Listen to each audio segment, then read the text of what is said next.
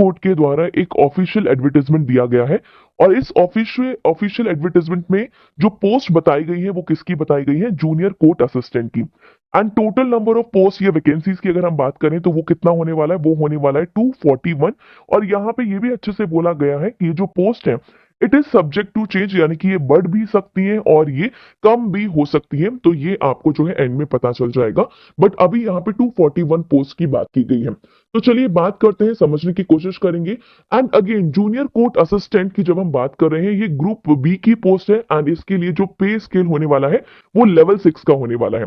And नीचे वाली line अगर आप पढ़ेंगे तो यहाँ पे लिखा हुआ है कि जो ग्रॉस सैलरी होने वाली है जूनियर कोर्ट असिस्टेंट की वो होने वाली है 72,040। तो बहुत अच्छा मौका है आप सभी के पास अगर आप जो है एलिजिबल है। एंड एलिजिबिलिटी के लिए हम एक बार जो यहाँ पे एसेंशियल क्वालिफिकेशन की बात की गई है वो भी चेक कर लेते हैं, और अगर आप एलिजिबल हो जाते हो तो यस आप इसके अंदर अप्लाई कर सकते हैं। सबसे पहले हम बात करेंगे कि यहाँ पे जो एसेंशियल क्वालिफिकेशन की बात की गई है उसमें बोला गया है पहला तो बैचलर डिग्री होनी चाहिए। और ये जो बैचलर डिग्री है अभी यहाँ पे कोई फील्ड नहीं दी गई कि किसमें करना है, बट यहाँ पे आपकी जो है ग्रेजुएशन और बैचलर डिग्री कंप्लीट होनी चाहिए फ्रॉम रिकॉग्नाइज्ड यूनिवर्सिटी।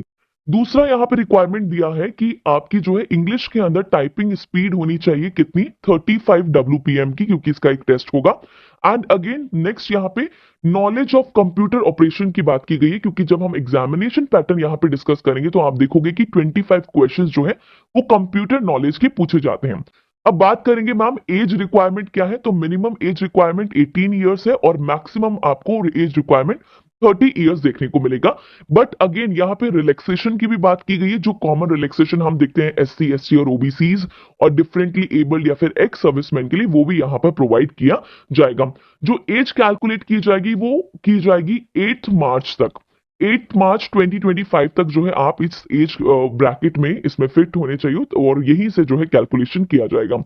रिजर्वेशन की बात करेंगे तो यहाँ पे रिजर्वेशन की बात की गई है, reservation in direct recruitment for the candidate, जो कैंडिडेट शेड्यूल कास्ट या शेड्यूल ट्राइब्स या फिर डिफरेंटली एबल्ड है उनको reservation according to the rules and orders भी प्रोवाइड किया जाएगा। इसका एग्जामिनेशन पैटर्न किस तरीके का होने वाला है, तो यहाँ पे जब हम एग्जामिनेशन पैटर्न की बात करेंगे तो yes it is quite similar to जो आप SSC और CBSE में पढ़ रहे हो उसी के जैसा आपको लगभग देखने को मिलेगा।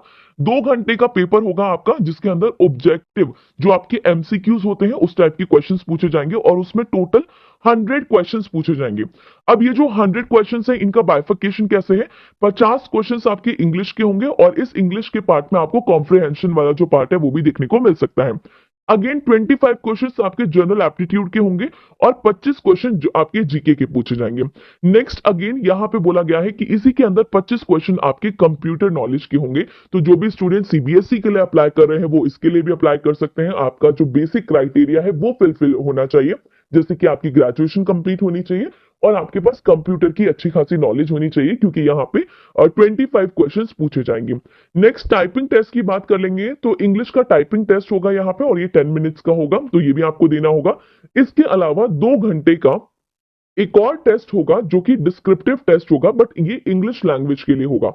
तो यहाँ पे जो डिस्क्रिप्टिव टेस्ट की अगर हम बात करेंगे तो यहाँ पे एक पैसेज राइटिंग या एक तरीके से एसे राइटिंग का आपको ये टेस्ट देखने को मिलेगा। तो टोटल यहाँ पे 2 घंटे ऑब्जेक्टिव टाइप ऑफ क्वेश्चंस आपको करने होंगे और 2 घंटे आपको डिस्क्रिप्टिव टेस्ट के मिलेंगे जो कि इंग्लिश का यहाँ पे पूछा गया है, और 10 मिनट में आपको अपना टाइपिंग टेस्ट करना होगा। तो ये है इसका एग्जामिनेशन पैटर्न। एंड अगेन यहाँ पे आगे चलते हैं और देख लेते हैं यहाँ पे क्या कहा गया है।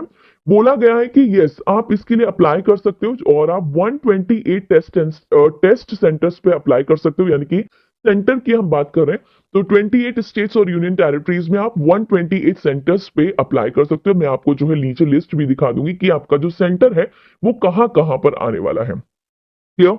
एंड अगेन आगे चलते हैं, जो इसको क्वालिफाई कर जाएंगे, देखिए यहाँ पे लिखा है the candidates who qualify in the objective type written test and objective type computer test will only be called for the typing test. तो जो क्वालिफाई कर जाएंगे उन्हीं को ही टाइपिंग टेस्ट के लिए बुलाया जाएगा और डिस्क्रिप्टिव टेस्ट के लिए बुलाया जाएगा। तो अगेन आपको पहले क्या क्वालिफाई करना होगा, आपको पहले ये जो ऑब्जेक्टिव टाइप क्वेश्चंस यहाँ पे पूछे जाएंगे, ठीक है, ये आपको क्वालिफाई करना होगा। उसी के बाद टाइपिंग टेस्ट और डिस्क्रिप्टिव टेस्ट के लिए आपको बुलाया जाएगा। And again those who qualify the set test will be required to appear in the interview. एंड उसी के बाद जो तीनों ही पेपर क्वालिफाई कर लेंगे, यानी कि टाइपिंग टेस्ट भी कर लेंगे, ऑब्जेक्टिव क्वेश्चंस भी कर लेंगे और डिस्क्रिप्टिव टेस्ट भी अच्छे से कर लेंगे, तो उनको फिर इंटरव्यू के लिए बुलाया जाएगा। तो ये यहाँ पे जो है एक पैटर्न की बात करने को हमें देखने को मिल रहा है कि यहाँ एक तरीके से आपका प्रीलिम्स का एग्जाम होगा जो कि ऑब्जेक्टिव टाइप है, फिर आपका एक जो हम मेंस बोल सकते हैं वो आपका डिस्क्रिप्टिव टेस्ट इंग्लिश का हो जाएगा, और फिर यहाँ पे इंटरव्यू आपको कॉल देखने को मिल सकता है। अगेन यहाँ पे और क्या क्या बात की गई है वो भी देख लेते हैं। आप इसके लिए अप्लाई कर सकी 5 फैब से सुबह 10 बजे से, और इसकी जो लास्ट डेट रहेगी अप्लाई करने की वो रहेगी 8 मार्च, तो ये भी याद रखिएगा। और 11:55 PM जो है ये रहेगा लास्ट टाइम। तो अगेन आप जो है इसके लिए अप्लाई कर सकते हैं। तो अगेन ये है कुछ जनरल इंस्ट्रक्शन, और इसके अलावा आपका अगर कोई भी डाउट हो रिलेटेड टू दिस वो भी आप मुझसे पूछ सकते हैं। फी के बारे में भी बात कर लेंगे। फी के बारे में भी बताया गया है कि जो रजिस्ट्रेशन एप्लीकेशन फी होने वाला है वो कितना होने वाला है। तो यहाँ पे दिया हुआ है the application will be accepted through the online registration. तो अगेन इसका ऑनलाइन रजिस्ट्रेशन होने वाला है। आपको जो है ये वेबसाइट फॉलो करना होगा।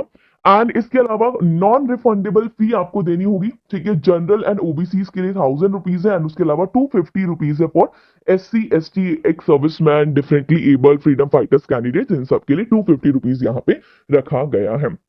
तो yes, this is all about this post. I hope कि आपको एक बहुत अच्छा सुनहरा मौका मिला है एंड आप इसमें अप्लाई करना चाहेंगे। एंड इसके बारे में अगर आपको और इन्फॉर्मेशन चाहिए तो वो मैं आपके लिए कल डिटेल वीडियो प्रेजेंट कर दूंगी। चलिए, thank you so much for being with me in my today's session. अगर ये सेशन अच्छा लगा है तो लाइक कीजिएगा, शेयर कीजिएगा।